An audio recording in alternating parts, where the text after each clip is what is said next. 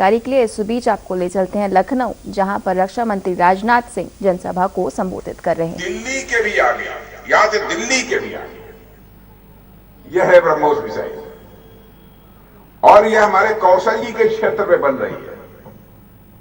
आप जाकर देख लीजिए, वहां कुछ बनने लगा तो शुरू हो गया है काम भी अब शुरू हो गया है। यानी अब इस उत्तर प्रदेश की धरती पर गोली ही नहीं बनेगी, बल्कि अब गोला बनेगा। बहनों भाइयों, उत्तर प्रदेश का विकास इतनी तेजी के साथ हुआ है। कई बातें, और मैं आपको बतलाना चाहता हूं, भारतीय जनता पार्टी का चरित्र है, हम जो कहते हैं वह करते हैं। हमारे प्रेस के मित्र यहां पर खड़े हैं सारे लोग, मैं इनसे भी कहूंगा 2014 का हम लोगों का घोषणा पत्र निकाल कर देख लीजिए। उस समय पार्टी का राष्ट्रीय अध्यक्ष मैं ही था। 2019 में जो घोषणा पत्र तैयार हुआ तो प्रधानमंत्री जी ने कहा कि राजनाथ जी ही ये घोषणा पत्र को देखेंगे। नाप तौल के हम चीजों को लिखते हैं, जो हम कर सकें वही अपने घोषणा पत्र में लिखते हैं, जो नहीं कर सकते हैं हम उसे नहीं लिखते। और मैं दावे के साथ कह सकता हूं बहनों भाइयों, जो हम लोगों ने कहा था वो करके दिखाया है। अब जैसे हम लोगों ने कहा था जम्मू कश्मीर की धारा 370 संसद में बहुमत मिलते ही हम चुटकी बजाकर समाप्त कर देंगे, कहा था 60-70 साल पहले। जो ही हमको संसद में बहुमत मिली बहनों भाइयों, चुटकी बजाकर हमने जम्मू कश्मीर की धारा 370 को समाप्त कर दिया। और जम्मू कश्मीर का वही दर्जा है जो आज हिंदुस्तान के अन्य राज्यों का दर्जा है।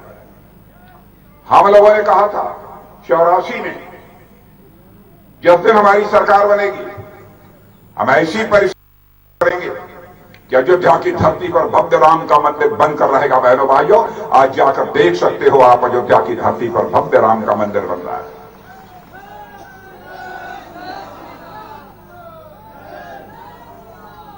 हम केवल मंदिर ही नहीं बनाते हैं, हम लोग लोकतंत्र का मंदिर भी बनाने का काम कर रहे हैं।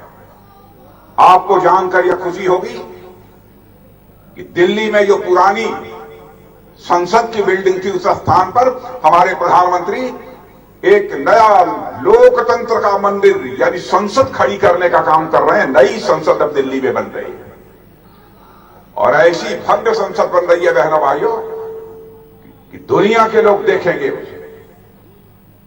भारत का मस्तक ऊंचा होना चाहिए।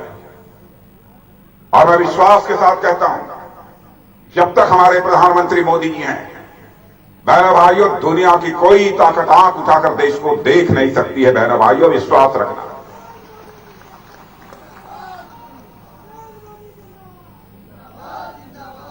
भारत का मैं गृह मंत्री था।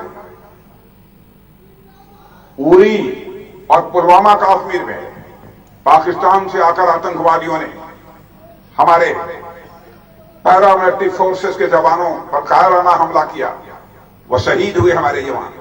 उसके बाद प्रधानमंत्री जी ने 10 मिनट के अंदर हम लोगों के साथ बैठकर फैसला किया, और उसके बाद हमारे सेना के जवान पाकिस्तान की धरती पर जाकर सर्जिकल स्ट्राइक और एयर स्ट्राइक करके आतंकवादी ठिकानों का सफाया कर दिया। बहनों भाइयों, यह है ताकत भारत।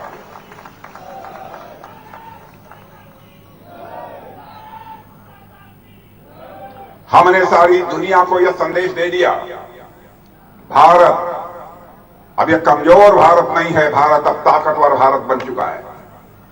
भारत की तरफ यदि कोई आंख उठाकर देखने की कोशिश करेगा तब बाउंड्री के इस पार भी मार सकते हैं, और जरूरत हुई तो बाउंड्री के उस पार भी जाकर मार सकते हैं।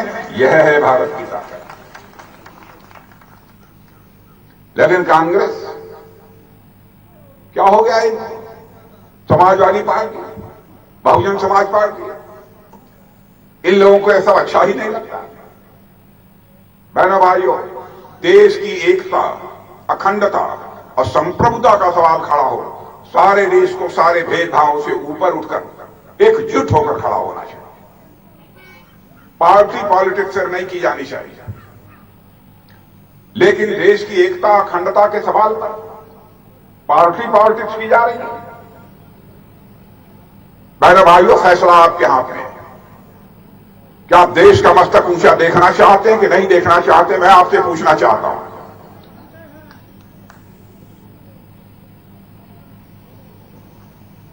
अरे क्या क्या कहते हैं। गलवान में भारत और चीन के सेना के जवानों के बीच आमना सामना हुआ, संघर्ष हुआ। कांग्रेस के नेता कहते हैं चीन के जवान कम मारे गए और भारत के सेना के जवान ज्यादा मारे गए।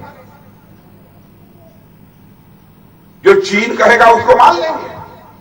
लेकिन दूसरा देश ऑस्ट्रेलिया के एक अखबार ने लिखा है, बहनों भाइयों, पूरी खोजबीन करने के बाद लिखा है, भारत और चीन के सेना के जवानों के बीच गलवान घाटी में जो मुकाबला हुआ था, वहां पर 38 से लेकर 50 लोग चीन के सेना के जवान मारे गए थे, भारत के सेना के जवान नहीं। ये लिखा है।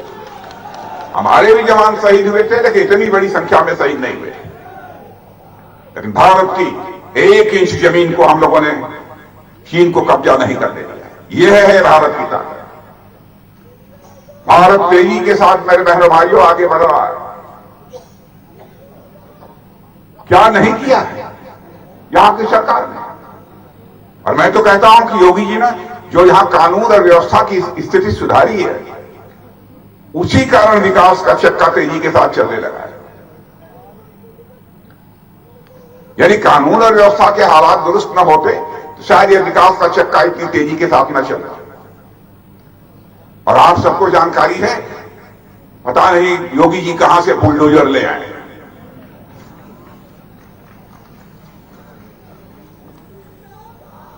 गुंडे बदमाश तो इस समय यही सोचते हैं, अच्छा हो भैया चलो जेल में जिंदगी गुजार लो, बाहर रहना हमारी खैरियत नहीं है। कोई आपको परेशान वगैरह नहीं करता? कोई परेशान तो नहीं करता? क्या करता है? माताएं बहनें बताएं, आप लोगों को कोई परेशान करता है?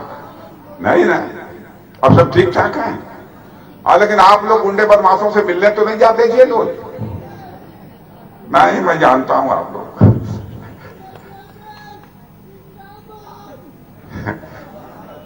देखिए इनकी भी पता नहीं क्या है, चढ़ी है इनको भी। बहुत बहुत अच्छा, बहुत अच्छा, बहुत अच्छा, चढ़ी है। और बहनों भाइयों देखिए, सबसे बड़ी बात, जो माफिया गलत तरीके से पैसा कमाकर अपना आलीशान महल बनवा रखा है, आज उसके आलीशान महल को बुलडोजर से गिराया जा रहा है। और यहां की सरकार ने यह फैसला किया है कि जो माफिया का मकान बुलडोजर से गिराया जाएगा, जो जमीन खाली होगी, वहां पर किसी पूंजीपति की बिल्डिंग नहीं बनेगी, बल्कि गरीब का घर बनाया जाएगा। बहनों भाइयों, यह होती है हुकूमत, यह होती है हुकूमत। और क्या क्या आगे हमारी सरकार आएगी तो करेगी, बहुत सारी चीजें हैं जिसकी कि कौशल किशोर जी ने आपके सामने चर्चा की है। बहुत बहुत ज्यादा मैं विस्तार में जाकर नहीं बतलाऊंगा क्या क्या होगा। उन्होंने बहुत कुछ आपको बतला दिया,